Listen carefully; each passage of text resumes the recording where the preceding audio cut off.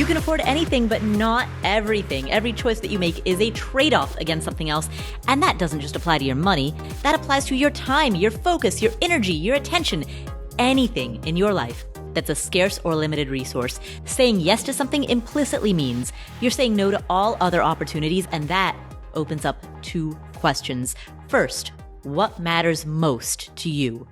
Not what does society say should matter most, but what is truly a priority in your life, no matter how weird it may be?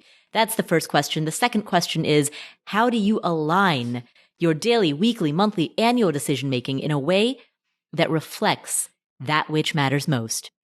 Answering these two questions is a lifetime practice, and that is what this podcast is here to explore and facilitate. My name is Paula Pant. I am the host of the Afford Anything podcast.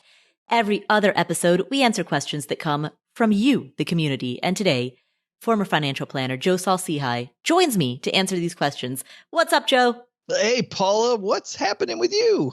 You know, I realize in the intro, I always say, and today you're here, when in fact, every episode in which I answer community questions, you're here.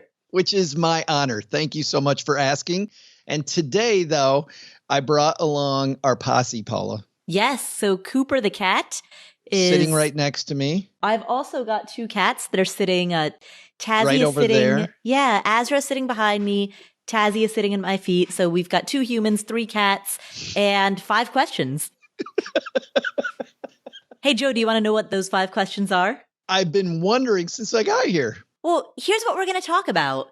An anonymous caller is struggling with being too frugal. This is something that isn't talked about enough, so we're going to discuss that. John and his wife want their child to graduate from undergrad debt-free, but they're not sure how much to contribute to her 529 plan. Rafael got a job as a 1099 sales associate. He's wondering, what are the tax implications of being a 1099 worker? Also, he opened an account at Vanguard.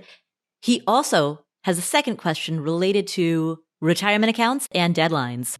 We're going to discuss that as well. And finally, Elizabeth has 2 rental properties, and she also has some tax-related and business structure-related questions about those rentals. We're going to tackle all of that right now, starting with Anonymous. Joe, we give every anonymous caller a nickname. What should we nickname? I have an idea, actually. I know I've just asked you that question, but I really have an idea with this one. Okay, all right. All right. Well, Anonymous, I hope you know that I mean this all in good fun. And if you don't know who this reference is, I encourage you to read the Wikipedia page on this person. But I would like to nickname you Hetty Green. And once we hear your question, I will explain who Hetty Green was. Let's hear your question. Hi, Paula. You mentioned in your May 11th episode how you grew up steeped in the traditions of frugality. I really identify with that struggle, and I'm still trying to overcome the negative aspects of that, such as avoiding doctor's visits by saying, I'm sure it'll be fine, or it'll heal on its own. Could you talk more about what obstacles you encountered, such as when your frugality was a hindrance, and also how you overcame that? Could you also mention any cases where your tendency towards frugality was an asset to you? Thanks, and I love the show. Hetty, I love that question. And I know I promised that I would describe who Hetty Green is and why I thought she was a perfect name for you as an anonymous caller. And I'm going to discuss that at the end of my answer. But first I want to answer your question directly. I strongly relate to what you're describing, the challenge of being frugal to the point where it's harmful. So the example that you gave of not wanting to go to a doctor because you don't want to pay the deductible or pay the copay. You hope that something will heal on its own. That's a perfect example of when frugality can be a hindrance. I was very much raised in the traditions of frugality. We were, and this is, I think, true of many immigrant families that I've seen, we were the family that we never bought Tupperware. We just reused empty yogurt containers. In fact, we still do. We were the family that never went to restaurants, except once a year on my birthday, we might go. We had coupons for everything. My mom, when she was buying groceries, was very aware that bananas were cheaper at one store and bread was cheaper at the other store. It was certainly an asset to be that frugal.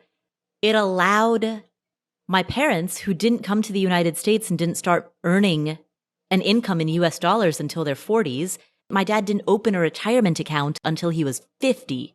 And so it allowed them to overcome that late start in life and build a good middle-class life and a stable retirement despite not opening a retirement account until the age of 50. So that was the value of an incredibly frugal disposition. But time and time again in my life, that frugal disposition has come back to bite me, and I have had to actively unlearn some of the excesses of frugality, those times when I push frugality too far. And I'll give you a couple of examples. When I was in college, my parents sold our childhood home.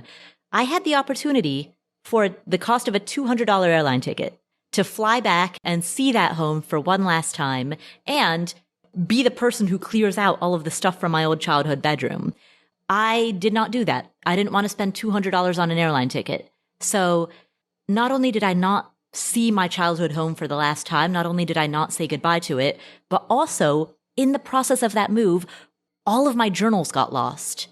Years of journaling, middle school, high school, all of those journals that I painstakingly wrote and kept, all of it got lost. And if I could pay $200 right now to have that back, if I could pay $20,000 right now to have that back, I absolutely would. That's an example of where frugality just came back to bite me. During the pandemic, a lot of people, you would hear people struggle with the idea of not flying home for Thanksgiving or not flying home for Christmas. I never flew home for Thanksgiving. It wasn't a thing. Why would you pay that much money for a 4-day trip? None of that made sense. Another example, the cost of paying lawyers, some legal forms legal documentation that I should have created and that I didn't, and that later ended up coming back to bite me in the butt in a big way, and that later ended up resulting in new legal bills that were many orders of magnitude greater than what an ounce of prevention would have saved me from.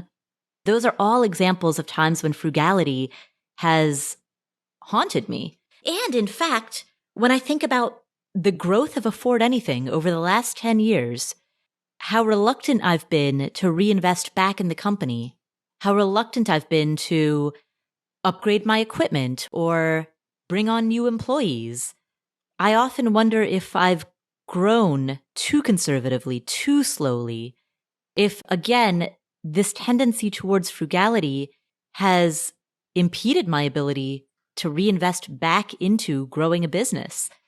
And so in case after case, what I've just outlined are use cases in the arena of health, in the arena of nostalgia, in the arena of business growth and development, in the arena of legal protection. Oh, and the thing I hadn't mentioned, spending money on a therapist, in the arena of psychological health or mental health. I mean, in all of these arenas, my reluctance to invest money or spend money into things that could genuinely benefit my life has come at the cost of being a detriment to my life. And so that's my caution about adopting a mindset that is too frugal. Frugality can truly hold you back in multiple verticals of your life.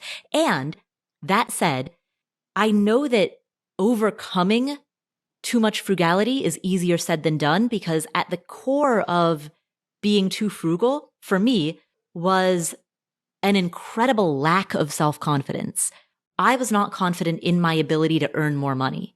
And so, given that I didn't believe in my ability to earn, it meant that I had to clutch on to what I had, because I felt like what I had was so scarce, so limited, and I was so incapable of being able to make more. And so for me, a large part of overcoming frugality required developing the self-confidence to know that I can make more. So that's my overcoming underspending story. It's so funny how different we are. And from the outside looking in, as I and maybe a lot of the other people hanging out with us today, Paula, I was exactly the opposite. I always thought that I could throw money at something and it would solve the problem. And what I found was that the idea of affording anything and not everything was what came back to bite me in the 90s when I realized that because I had no financial plan and no spine with my money, that I was wasting tons of money on solving little problems. And then when big problems came along, I didn't have any resources to do that. So it was exactly the opposite. And coaching people, though, with money, as I listen to you talk, I look back over my career and I think about how many people have been in the space where both of you come from. And I think this idea that I just go back to of beginning with the end and working backward leads you to investing versus spending. And let me define that. If it has to do with your health, and she made such a great analogy there by saying this will just go away. A trip to the doctor is investing in your health. You're putting your dollars toward you continuing to be on this earth, because maybe it isn't something. And that certainly is something where you want to have the best pro in your corner, letting you know that it might not go away. But to get there, I had to start with, Paula, what do I want to be? And I actually had a coach take me through this idea of what age do I think I'm going to die, and put myself a year before that. And how do I want people to think of me? Like if I look back on my life, what do people think? And I thought, I want to be valuable in my community. I want to be a resource for my family. I want to be somebody that my friends can come to. I don't want to worry about money. I want to be able to do what I want to do. But it built these things that I really cared about. And I realized for me to be those things, being healthy was something that I had to invest in. I was going to have to invest time and I was going to have to invest resources. And that meant, for me, as a guy in his 50s, finally getting a colonoscopy 3 years late, making sure that I had my annual physical and my annual checkups, right? I even hired a diet coach, which is something that I wouldn't have done. Oh, I just hired a diet coach a couple of weeks ago. It's fantastic. Yeah. No, let me redefine that. It's horrible. And Jesse, if you're listening, I hate your guts. But I love Jesse. I absolutely love Jesse because I have gone from 200 pounds to 190, 191. So only 9 or 10 pounds. But I have to tell you, my eating habits, my energy, the way I feel all the time, and the fact that during COVID I maintained, when studies show so many people gain so much weight, and the fact that I didn't lose weight last year, but I didn't gain any. I will tell you that specifically because I invested in my health. But I had to start thinking about it that way. I think that for people that I coached that were overly frugal, we had to build that bridge from this isn't frivolous spending. This is what you told me you wanted. And this is the best way to get that thing that you really want. And you know what? People that I worked with that were really frugal still struggle with it. Really, really struggle with it. But that was, for me, from the outside looking in and coaching people, that was the only real method I found to begin breaking through that mental barrier. Right. I mean, excess frugality it's practically disordered spending, when it's taken to an extreme. When an obsession with not spending money comes at the cost of your health, your relationships, your happiness, your ability to grow a career, your ability to make an impact, when it becomes obsessive, it's a terrible, terrible thing. Hetty, I'm not suggesting that you are struggling with that level of extremism, but there certainly might be someone listening to this show who is. And is that where you mentioned therapist? Is that where having somebody to talk to about it comes in, Paula? I certainly think that can help. The challenge is paying for it. The challenge is that when you struggle so much with frugality, the last thing you want to do is pay for a therapist. When you're excessively frugal, you're unwilling to spend money in a way that improves your life. And so again, we go back to all the different verticals that I mentioned, that I gave anecdotal examples of: physical health, mental health, emotional nostalgia and family relationships, holidays and connection with other humans. Here's a confession.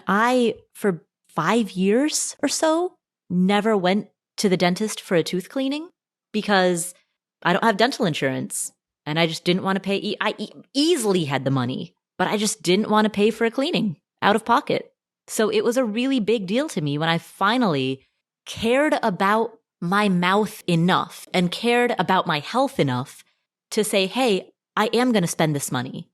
And I think that's what it ultimately comes back to. When you're willing to spend on yourself, you're willing to engage in those acts of self-care. And I know the word self-care is overused these days, but it's a cliche for a reason.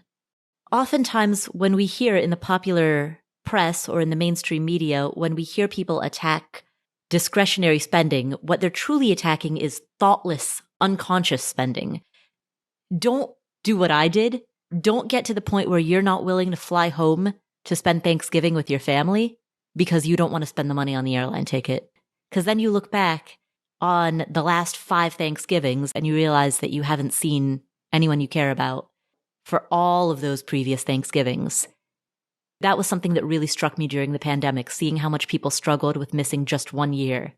And I thought to myself, wow, how many years have I missed for the sake of saving a few $100s in airfare?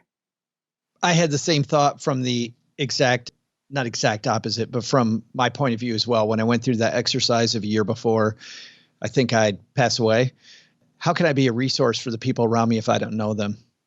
And so then spending time with family became very valuable because I realized that that was incredibly important to me. We'll close this out with a description of who Hetty Green was. And again, I encourage you to look up her story because she's a fascinating character. She lived in the mid-1800s at a time when women typically were not active investors. By the 1880s, she was known as the Queen of Wall Street. She was an incredibly skilled investor.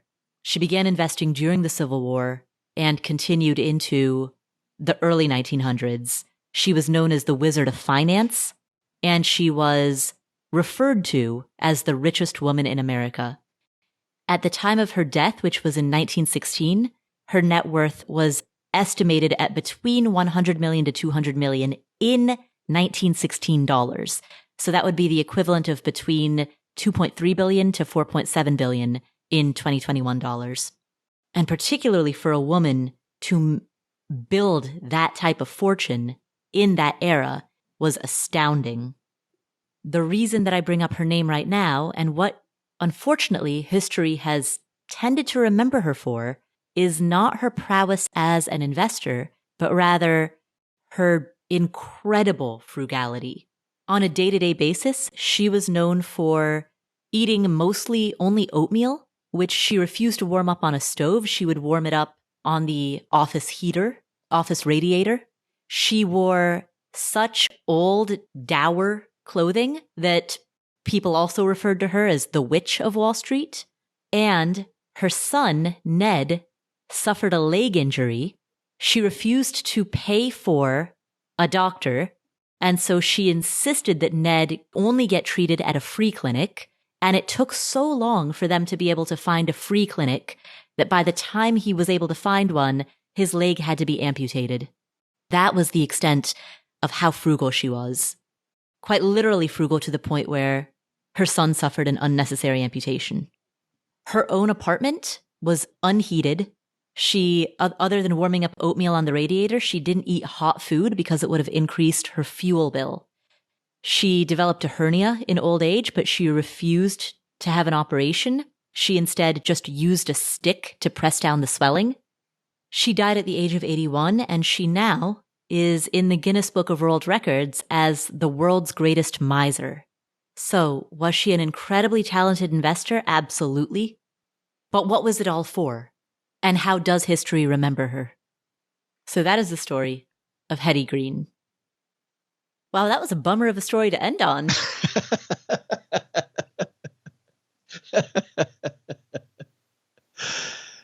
But there's a happy ending here. There is a happy ending. What's the phrase? The past does not equal the future. So Hetty Green's past is not our Hetty's future. Exactly. You make your own future. Exactly. She is simultaneously an inspiration and a cautionary tale. So thank you, Hetty, for asking that question. And best of luck with overcoming underspending. Our next question comes from John. Hey, Paula, this is John from Cincinnati. I want to thank you for all that you do, and I always appreciate your in-depth analysis.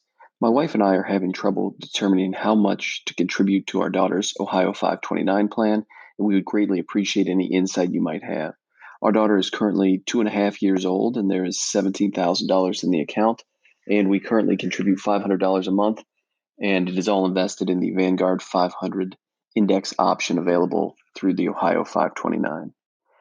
My wife and I both have pension jobs that are secure. We have no plans to retire early. We both have Roth IRAs, and we fully fund a 403B and a small taxable account.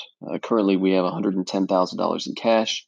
Our only debts are my student loans, which I am on course to qualify for public service loan forgiveness in early 2023, and our mortgage, which has a monthly payment that is less than 7% of our monthly take-home pay.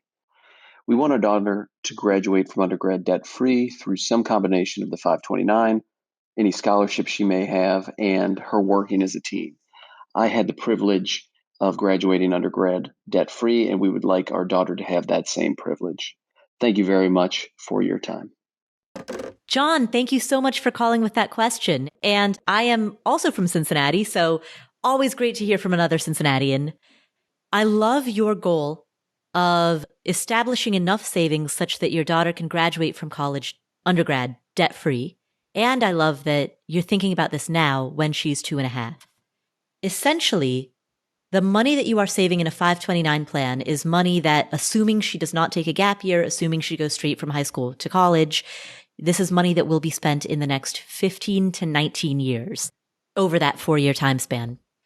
Part of the challenge in answering the question of how much you should contribute to the 529 given this goal is the underlying question of what will college cost in 15 to 19 years. And that is a number that we can do our best to estimate, but ultimately is very hard to predict. What we know is that historically, the rise in the cost of college has outpaced inflation. In fact, significantly outpaced inflation. Will college costs continue to rise at that same rate, or will college costs rise at a slower rate? I think it's fairly safe to say that the cost of college probably will not rise at less than the rate of inflation, but if you assume that the cost of college will go up by somewhere between, say, 3% as an inflationary estimate to 6%. It's been as high as 7. Yeah. So. Right? So it's somewhere within that window. And that doesn't, for people who are listening who might think, oh, the difference between 3% to 7%, how big is that? When you're talking about that type of a difference annually, compounding year over year for 15 to 19 years, that's a lot. Now, that being said, that also is a reference to the sticker price of college. And that's the other component of your question, John, is how much of the sticker price is she going to end up paying? Because often people don't pay the sticker price. They have scholarships, they have grants, they have work-study programs. There are all kinds of non-loan related opportunities to cover part of that cost. I discuss all of that in order to highlight how any answer that we construct will be built on a foundation of premises and assumptions, and that those assumptions should be continually updated year over year because those assumptions are essentially a fancy guess. I think that's why you have to take the wide world of colleges and universities and change the parameter, because there is so big a difference between, in my backyard, Texas A&M Texarkana, which is one of the least expensive state colleges in the nation, versus a private Ivy League education. And I think you have to start with a target. And I would work on the target, find out what that number is, and then back that number down. $500 a month, some people are thinking, man, that's crazy. Well, $500 a month, Paul, doing the math is pretty ugly and a good number to save toward college. And I worry, like you, though, if the target is an affordable state school, that there may end up being too much money in the 529 plan. Certainly a great thing, but we don't want to have to pay additional penalties if we don't have to. There are other avenues. Money in a Roth IRA can be used for a college education without penalty, the interest that money earns. The issue there is I really, really like that money for retirement. And so when people tell me that they're not going to invest in a 529 plan, they're going to just put money in their Roth IRA, I want to make sure the Roth IRA has enough money in it to give you tax flexibility later on. Joe, to clarify, when you say money in a Roth IRA, you are not referring to simply pulling out the principal contributions. You're talking about specifically the growth that Roth IRA creates. Yeah, because the growth is where penalties exist, right? In a Roth IRA. So that's where you really need to be careful, is pulling out the growth. But one of the exceptions to some of the Roth IRA rules is college education expenses. So we can use that growth toward that, but I don't like doing it. So I would start, number one, with the end in mind, work backward to how much do I need to save and what rate of return do I need to get on that money. And like you said, I think it needs to beat 6 or 7% historically over long periods of time, which is why, based on the information John gave us, I think he's in a great place. I think an S&P 500 fund with that much time to go is fantastic. I do think that by the time that kids get to high school, you're going to want to, and this is a horrible cliche, but you're going to want to start landing that plane, right? You're going to want to move from the S&P 500 down toward more of a cash position. So you're not trying to withdraw money at a time when the market's down. So you're going to want to start moving back. Also, John, around the time that your daughter begins high school, I would cease contributions into a 529 plan because the value of that 529 is tax-deferred growth. And by the time she enters high school, the timeline to withdrawal is going to be between 4 to 8 years, 4 years to cover freshman year costs, 8 years for senior year costs.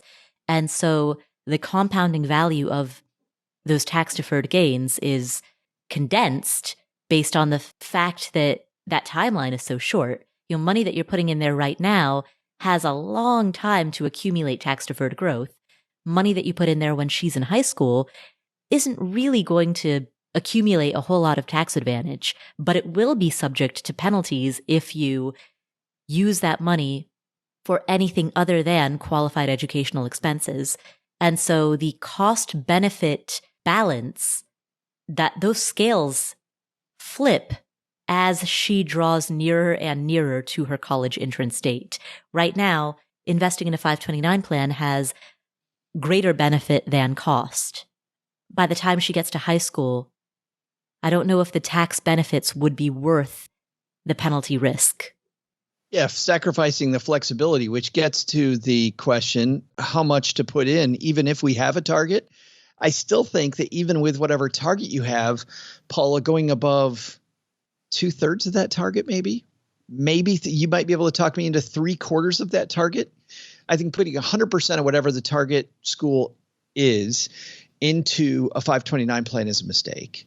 Because if for some reason any of those factors that you or I mentioned earlier change, now we have the risk of penalty where there didn't need to be one. Now, if you have outside resources, there are some things that we can do. We could talk about that later. But first, to finish this, I also like using a good 529 plan whenever anybody tells me they're using a 529 plan like John did and talked about the Ohio one. I immediately go to this website. It's a free website called savingforcollege.com. There's a map of the United States there. I clicked on Ohio. And you know what? On a scale of 1 to 5 graduation caps for residents and non-residents, the Ohio College Advantage 529 plan gets 5 caps, meaning the costs are low, the returns historically are competitive, And when I look at the options, there are 3 age-based options, 5 risk-based options using Vanguard funds and DFA funds. And if you know anything about DFA funds, wow, just Vanguard and DFA in your 529 plan, those are some good, solid, responsible investment companies. So John's saving into a great 529 plan. He's saving a good amount of money. I don't know if he's putting in too much or not enough, but I think I would begin with a solid target, back that down to today based on an inflation rate that maybe a little high, 6-7%, and then save 2/3 to 3/4 into that position, and then the other third or quarter into just a flexible fund that you may pay some tax on. But I think sometimes, and you and I have talked about this a fair amount, Paula, that we get so obsessed with tax optimization that we forget that there is so much awesomeness around flexibility. Mm-hmm. And so I love having some money just in a brokerage account. And sure, maybe I'll pay tax from time to time on a dividend or a capital gain, but I can use that money whenever and however I want to. Mm. So to John's core question, which is how much should he save? John, neither of us can give you a specific number. We can't tell you a given monthly amount. We can't tell you a given target because that's going to depend on your target of what sticker price of school you're aiming for. Are you aiming for an in-state public college or university at the in-state tuition rate? Are you aiming for the sticker price of a private college? What type of sticker price are you aiming for? That's question number 1. And then question number 2 is, what assumptions are you going to make about what that sticker price will be in the future? And once you've done that calculation, then you subtract out your assumptions for essentially what you want your daughter to contribute. You mentioned both scholarships and working as a teen.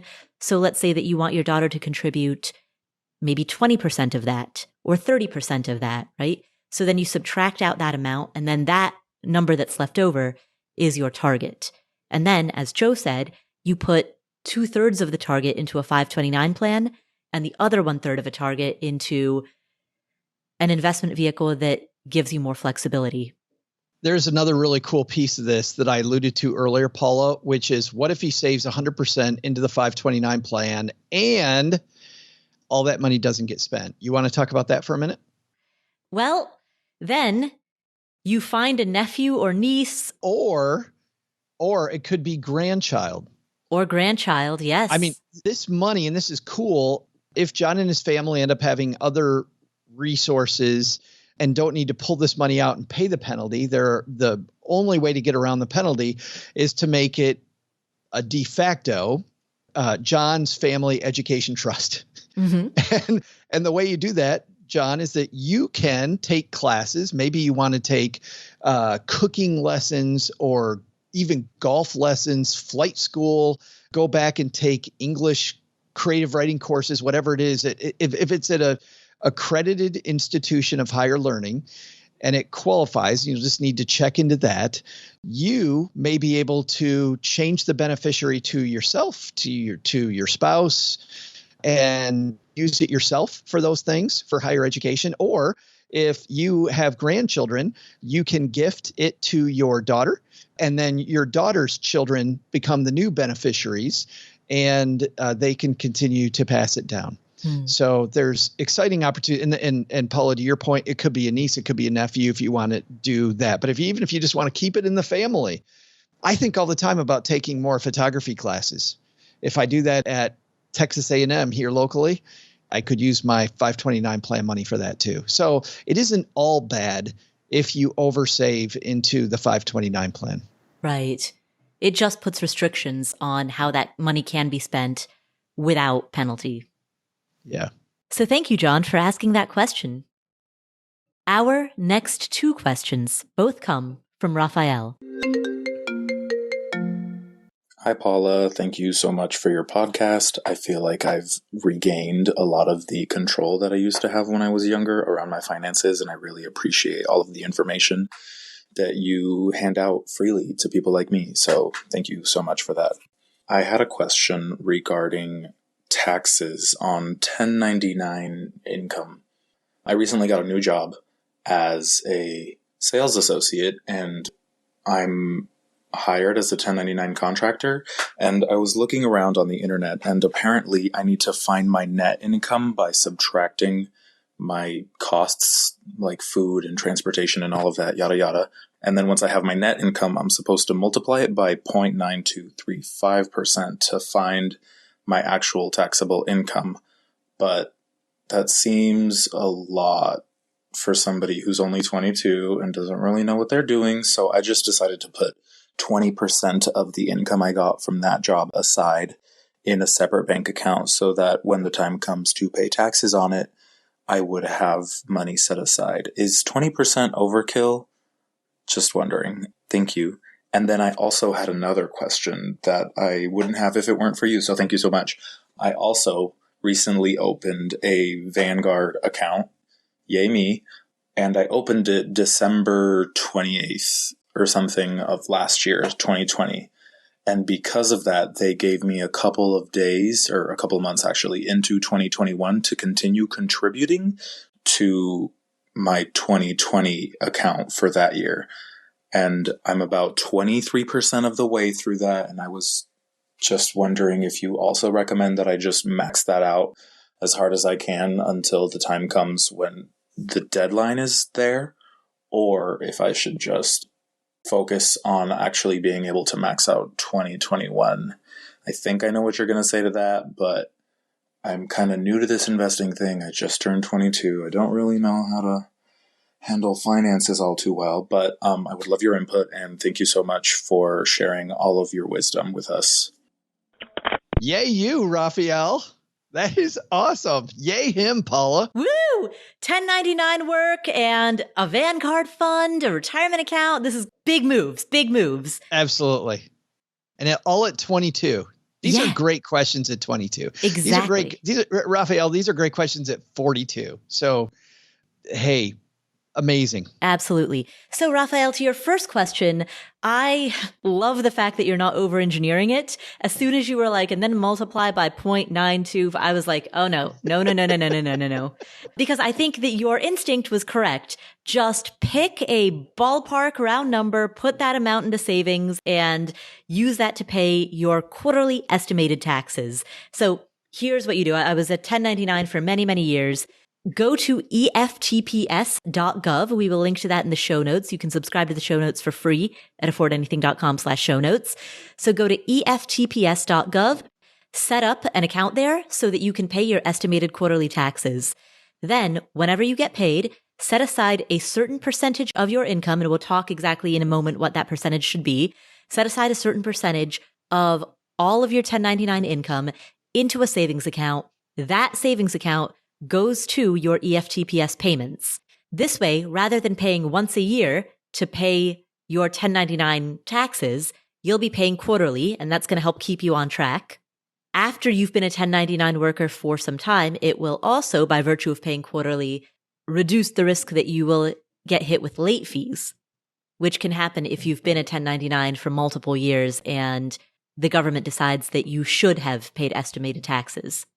The estimated quarterly tax setup is not only a great way to budget, it is also, later down the road, it will be a great way to avoid IRS fees and penalties. So it's a win on both fronts. Now, how much money should you set aside?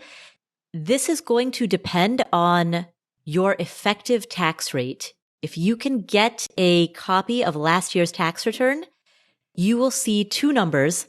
If a CPA prepared it for you, which you're 22, so probably that didn't happen. But for everybody else who's listening, if you had a CPA prepare your taxes for you, then the CPA will be able to tell you two different numbers. One is what's called your top marginal tax bracket, and that is the highest percentage of tax that you pay. The other number, and this is the more important one, is what's called your effective tax rate, and that is the tax rate that you pay across all of your income once everything gets weighed out against each other. Once all of your income from different brackets gets averaged together, once all of your credits and your deductions, once the whole recipe has been put together and everything is baked. Your effective tax rate is how it all works out in the end. If you, Rafael, used some type of tax planning or tax processing software, if you know what your effective tax rate is, then assuming that your income this year will be similar to your income from last year, you can look at that effective tax rate and use that as a rough ballpark. I'm not saying it's going to be exact, but that is a good starting point as to ballpark how much you might want to set aside for your federal taxes. If you don't know what that is, or if that all sounds super overwhelming, then here's an even simpler, even easier, but even more rough ballpark answer, which is if you don't make a whole lot of money and you're in a low tax bracket, set aside between 20 to 25%. If you're in a higher tax bracket, set aside 30%. Don't forget, depending on what state you live in, you will also have to pay state taxes, unless, of course, you live in a state that doesn't have state income tax. So depending on where you live, Google whether or not your state has state income tax. And if it does, Google what the tax rate is and set aside an estimate for that as well. That's the reason, Rafael, that I don't recommend over-engineering it, because a CPA can run these calculations for you. If you try to run it yourself, it gets really complicated and messy very quickly. To the conversation that we previously had about the struggles of being overly frugal, there were definitely years where in my zeal for frugality, I tried to do everything myself. I tried to run these calculations myself. I completely missed the mark. I ended up either overpaying and then not having that money to be able to pay my bills or invest, or I ended up underpaying and then having to pay penalties. I mean, it just, not getting help from a CPA was a giant mess. Now, you're 22, you've got one 1099. I'm not suggesting that this is something that you need right now, but I'm saying this more for the sake of everybody else who's listening, that if you want a precise calculation, go to a tax professional to get one. If you're okay with just making a rough ballpark estimate, then what I've just explained are some very, very broad general guidelines for how to make an extremely broad estimate. The benefit to a broad estimate is that it is simple and you can do it yourself. The drawback is that you might end up either saving more or saving less than you should. And if you're going to err on one side or the other, it's better to err on the side of saving more. Speaking of broadening this topic out, what does 1099 income actually means? It means the person who is sending you money is treating you as if you are a separate company. So because of that, that's where you can start digging into the expenses related with your company, with whatever this pursuit is, and make sure that you separate those dollars from other money, because it's going to make it very, very clean for you if you do that, and incredibly messy if you don't. So what I like doing is either opening up a separate bank account that's affiliated with whatever this job is. And even beyond that, maybe having a separate credit card that expenses run through, but definitely being able to show very cleanly that these are my business expenses, these are my personal expenses, will make it easy then on tax day for you to do what you mentioned in your call, which is to take business related expenses and write those off. And writing it off, by the way, contrary to what, if people have watched Schitt's Creek, the popular show, David at one point thinks that writing it off means that it's all free. So, hey, they're just going to write all this stuff off. It doesn't make it free, but it does mean that you're not going to pay tax on that portion of the money that you're paid. So you're going to want to dig in more to what business expenses you can write off.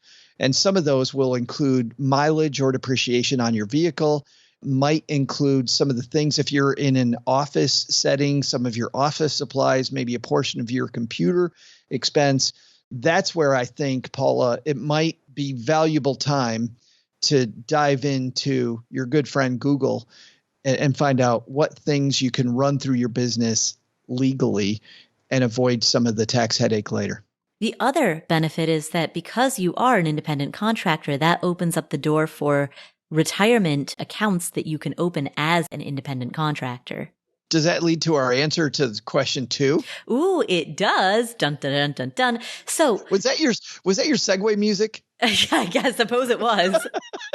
I put zero thought into that, but yeah, that's my Wow. segue music. Steve is just sitting back with his feet up now because you're taking care of business. So, Rafael, to your second question, what you're describing is a retirement account that you opened with Vanguard, and retirement accounts have certain deadlines for contributions that you make that count towards a given tax year. And those deadlines are typically the tax deadline of the following year. So in your case, you opened a retirement account, probably an IRA or a Roth IRA, in the year 2020, and you had until the tax filing deadline in 2021 to make contributions that could be attributed to your 2020 contribution limit. At the time that we're recording this, and by the time this episode airs, we're past the tax filing deadline. But this is important to know for future years. My take is that anytime you have the opportunity to make a contribution to a retirement account and then assign that contribution to the previous year rather than the current year, you may as well take that opportunity because every year's contribution limit is use it or lose it. So in the year 2020, you could make, as a 22-year-old, you could make a contribution of up to $6,000 into an IRA or Roth IRA account. If you don't max out the account to the tune of that full $6,000, you don't get a carryover. There's no like rollover credits or rollover minutes. It's just gone. How great would that be, though? I know that Come would on. be amazing. I'd be like, when I was 2. Right. The bad news is you're 50. The good news is you haven't saved a dime into these things, and you have the last 50 years worth of stuff you could fill. Right? Wouldn't that be great? If your dad would have been able, if your parents, you talked about your parents before, your mom and your dad able to, at 50, fill all the previous years, bam. That would be incredible. Yes. Come on, government. Everybody write your congressperson. Yes, exactly. But unfortunately, that's not how the system works. And it probably won't ever work. Yes. So unfortunately, that contribution limit is use it or lose it.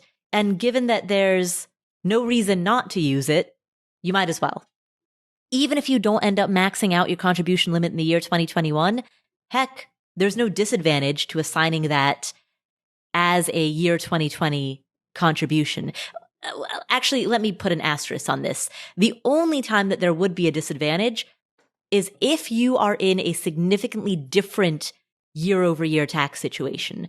So if your taxes are going to be very different between the year 2020 and the year 2021, okay, that would be the reason. But Rafael, in your case, it doesn't sound like there's any major activity going on. You're not, for example, you're not selling a business and paying massive taxes on the sale of that business. And you didn't suddenly go from being a student making $20,000 a year to a highly paid professional straight out of grad school making $150,000 a year. You didn't make that year over year jump. There's nothing in your life right now that's going to make your tax treatment in the year 2020 significantly different than your tax treatment in the year 2021. So for you, I would say assign it back to 2020.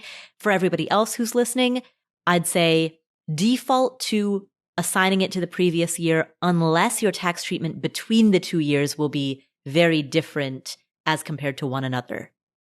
So thank you, Rafael, for asking that question. Our final question today comes from Elizabeth. Hi, Paula. Longtime listener, second-time caller. I love your show and all of your advice. My question has to do with rental property and LLCs. Basically, in a nutshell, my husband and I turned our first house, which we bought in 2009, into a rental property when we bought our second house in 2015. The second house we completely gutted and renovated, and while doing this, we were able to live on site in a carriage house that is above our detached garage. So since moving into the main house, we now rent out that carriage house. So we have like these 2 rentals. For years now, we've been talking about putting the rental house into an LLC, but we've yet to do so. And when we file our taxes, our carriage house rental shows a loss that helps to offset our rental house's positive income. And just a side note, the rental house does not have a mortgage. We actually paid it off, so there's no interest to deduct or anything like that. So if we put the rental house into an LLC, will we then not be able to combine the rental house and carriage house rent for tax purposes? I'm not really clear what happens when you create an LLC for a rental property when tax time comes around. So any thoughts or advice? And as always, thanks for all that you do. Elizabeth, thank you so much for asking that question. So here's the deal. A single member LLC, which is what you're talking about creating, when you form one of those, it basically doesn't do anything to your taxes. The deal is a single member LLC is a pass-through entity, meaning whatever income or expenses your LLC makes, it passes through to your personal income statement. So it is not like forming a C Corp. An LLC is a pass-through entity. And so the reason that real estate investors or some real estate investors choose to create one is for the purpose of asset protection. It's for a layer of protection in case there's a lawsuit, for example. But the tax treatment that each property is going to have is not going to be affected by whether you hold this property in your name or your LLC, which is a pass-through entity, holds this property. The key lesson here, or the key takeaway, is to think of an LLC as a structure that has pass-through tax treatment. And that is very, very different than a structure that is not a pass-through tax treatment, a structure that is taxed as a company. The only question I have for you, Paula, that might help her with these two separate properties when she's looking for tax breaks, right? Where the LLC is not a tax break in itself. But what about a management company that manages these two properties and having things flow through a company that manages the properties? Mm-hmm. Would that be helpful? Yes, that would be helpful. And that's a very good point, Joe, because what you've just said here is you're getting to the root of her question. So her question presupposed the answer. Like the root of her question is, how do I design more advantageous tax treatment of my properties? But the way that she phrased the question was to presuppose the answer, which was, does an LLC do it? And so you make a very good point, Joe, in that I answered her question at face value, and you did a very good job of getting to the root of what she's asking, which is, the heart of her question, how do I create greater tax advantage for my properties? Expanding your portfolio and having a higher level of involvement in your properties such that your properties would merit an input of enough hours that it would then be, based on the hours that you put in, be considered active income versus passive income. That would be another way that you could get better tax treatment on those properties. So there are a lot of different ways. If the question is, how do you tax optimize for your rentals, there are a lot of different approaches that you could take. A very good resource for this is Nolo has a great guide to landlord tax deductions. We will link to it in the show notes. You can subscribe to the show notes for free at affordanything.com/show notes. But that is an excellent menu of all of the different ways that you can tax optimize your rental property portfolio. So thank you, Elizabeth, for asking that question. Joe, we did it. I can't believe we're done already. We have made it through another great round of questions. 2 humans, 3 cats, 5 questions. We did it. Just like that. Efficiency.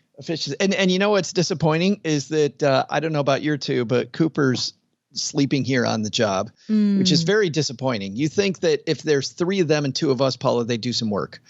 But nope, you and I have to do it again. They're doing the work of being cute. Yes, obviously. But then again, so are we. We have a face for radio.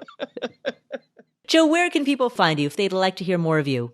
How about you and me together in a different setting, which is pretty exciting. We've got something new happening at my show, the Stacking Benjamins podcast. And that is, we are now going to record live on Mondays at 5 p.m. Eastern. And this is not, by the way, a pitch for either my Facebook group or my newsletter. But until this company goes public, which Paula, you and I have talked about this, sometime in the next month, Fireside will just be an open app for everybody. Until then, you have to get an invitation from us. And the only place that I can put those is in my newsletter. So stackingbenjamins.com/stacker, or our Facebook group, which is the Stacking Benjamins Basement, Joe's mom's basement. So if you just put in Stacking Benjamins Basement Facebook group, we're going to list it there. But Paula, Len Penzo, OG, my co-host, we are going to, for the first time ever, do shows where you can be a part of the show. So we have a roundtable discussion and you can give your take if you're with us in the virtual auditorium. Also, we have this crazy trivia contest that Paula always seems to be behind on until the last minute. So you can help Paula win our trivia contest. So that'll be Mondays, 5 p.m., most weeks, Mondays, 5 p.m. Eastern time. You do the math on wherever you are. You can hang out with Paula and me and the rest of our band of merry characters. Excellent. And it's always a great time recording those shows. We laugh. / going live with these shows now. I know. That's a little intimidating, though, isn't it? It is. It is. So for years, as background, I have been part of the Stacking Benjamins crew for years. And I've gotten used to the fact that it's always pre-recorded, which means that we can do as many takes as we want. We can screw up and call mulligans and have those do-overs. And now, for the first time ever, we're going live. And I think it's funny that the show itself is funny. If you've listened to it, we think it's funny. We have fun. But it gets even funnier whenever we stop recording for who knows what reason.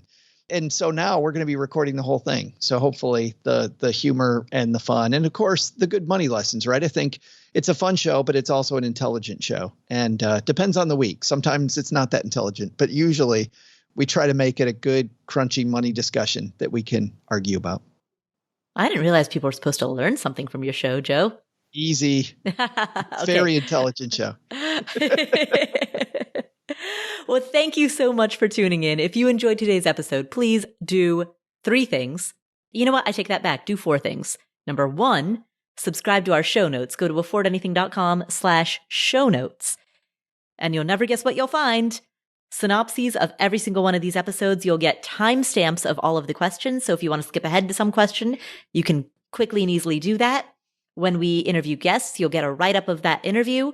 All of that is available for you for free. affordanything.com/show notes. Number 2, please hit the follow button in whatever app you're using to listen to this show. Apple Podcasts, Spotify, Pandora, however you like to listen to this, make sure you're following us.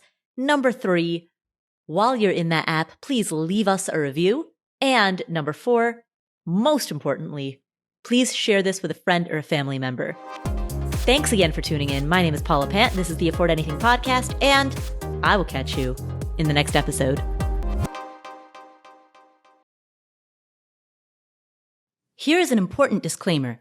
There's a distinction between financial media and financial advice. Financial media includes everything that you read on the internet, hear on a podcast, see on social media that relates to finance. All of this is financial media. That includes the Afford Anything podcast, this podcast, as well as everything Afford Anything produces. And financial media is not a regulated industry. There are no licensure requirements. There are no mandatory credentials. There's no oversight board or review board. The financial media, including this show, is fundamentally part of the media. And the media is never a substitute for professional advice. That means anytime you make a financial decision or a tax decision or a business decision, anytime you make any type of decision, you should be consulting with licensed credential experts, including but not limited to attorneys, tax professionals, certified financial planners, or certified financial advisors. Always, always, always consult with them before you make any decision. Never use anything in the financial media, and that includes this show, and that includes everything that I say and do. Never use the financial media as a substitute for actual professional advice. All right, there's your disclaimer. Have a great day.